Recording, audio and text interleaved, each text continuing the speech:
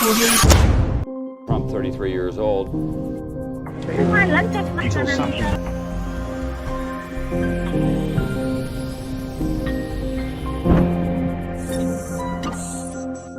بسم اللہ الرحمن الرحیم۔ آج میں 3 چیزوں کے بارے میں بات کروں گا جو کسی بھی انسان کی خوشحال زندگی میں اہم کردار ادا کر سکتی ہیں۔ اس میں نمبر 1 جو ہے وہ ہے ایمان ہے۔ ایمان آپ کو حوصلہ اور امید عطا کرتا ہے۔ جب کوئی بھی انسان مشکل حالات سے گزرتا ہے تو اس چیز کی امید ہوتی ہے کہ ایک دن میرے حالات میں اور میری مشکلات میں کمی آئے گی جب ختم ہو جائیں گی۔ یہ چیز کیا ہوتی ہے؟ یہ امید ہوتی ہے، یہ حوصلہ ہوتا ہے اور یہ ایمان کی طاقت ہوتی ہے جو انسان کے اندر ایک حوصلہ پیدا کرتی ہے مشکل حالات کو سامنا کرنے کا۔ تو ایمان کو مضبوط کرنے کے لیے آپ کے اندر صبر کا حوصلہ ہونا چاہیے۔ آپ کو صبر کرنا چاہیے۔ جب صبر کریں گے تو آپ کے لیے صاف پتہ کر دیا گیا ہے کہ آپ کو کامیابی عطا کی جائے گی۔ نمبر 2 ہے دل کا سکون۔ دل کا سکون انسان کے لیے صدیوں سے سنتے آ رہے ہیں کہ صدیوں سے انسان دل اور دماغ کے سکون کا متلاشی رہا ہے، یعنی اس کی تلاش میں رہا ہے۔ اس کا تعلق غریب سے اور امیر کے ساتھ، دونوں کے ساتھ ہے۔ آپ غریب ہوں یا امیر ہوں، دل کا سکون بہت اہم ہے۔ اب یہ ہے کہ دل کا سکون کو کیسے حاصل کیا جائے۔ دل کے سکون کے لیے آپ دوسرے انسان کو دل کا سکون دیں۔ آپ ان کے لیے آسانیاں پیدا کریں، اپنی انا کو کم کریں، اپنی انا کو شکست دیں۔ اس کے علاوہ آپ دل کے سکون کے لیے سفر کریں۔ سفر کرنے سے انسان بہت سیکھتا ہے۔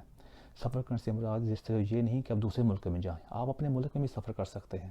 دوسرے شہروں میں جائیں، چھوٹے شہروں میں جائیں، گاؤں میں جائیں، دیکھیں لوگ کیسی زندگی گزار رہے ہیں، ان کے ساتھ بیٹھیں، ان کے ساتھ بات کریں اور سیکھنے کی کوشش کریں۔ اس چیز سے آپ کو زندگی کے ڈفرینٹ طریقے سے اور دوسروں کے حالات دیکھ کر آپ کو بہت کچھ سیکھنے کا موقع ملے گا۔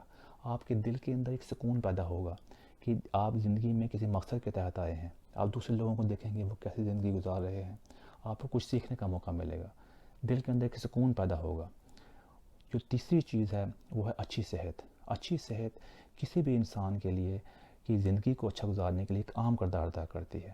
ایمان اور دل کا سکون اچھی صحت کے ساتھ جڑے ہوئے ہیں۔ اگر آپ کی صحت اچھی ہوگی، آپ عبادت اچھے طریقے سے کر سکتے ہیں، آپ ٹریولنگ کر سکتے ہیں، سفر کر سکتے ہیں اور آپ خوشی میں شریک ہو سکتے ہیں، غم میں شریک ہو سکتے ہیں۔ آپ عبادت اچھے طریقے سے کرتے ہیں اور آپ اچھے طریقے سے محنت کر سکتے ہیں۔ جب محنت کرتے ہیں تو آپ اس کی چیریٹی کر سکتے ہیں اور اپنے رشتہ داروں کو، اپنی فیملی کو اور بہن بھائیوں کو، بچوں کو، ان کے لیے زندگی میں ایک آسانیاں پیدا کر سکتے ہیں۔ یہ صرف اچھی صحت سے آپ کا دماغ بھی جو ہے وہ صحت مند رہے گا۔ اب ہمارے نبی صلی اللہ علیہ وسلم نے بھی کہا ہے کہ کھانا بھوک رکھ کے کھائیں اور چہل قدمی کیا کریں کھانا کھانے کے بعد۔ یہ اس چیز کی کا ایک گارنٹیڈ ہے کہ اگر آپ کی صحت اچھی ہوگی، آپ کی زندگی بھی اچھی ہوگی۔ بچپن سے سنتا آیا ہوں اپنے بزرگوں سے کہ یا اللہ ہمیں چلتا پھرتا لے جانا اور کسی کا محتاج نہ کرنا۔ اب یہ کیا چیز ہے؟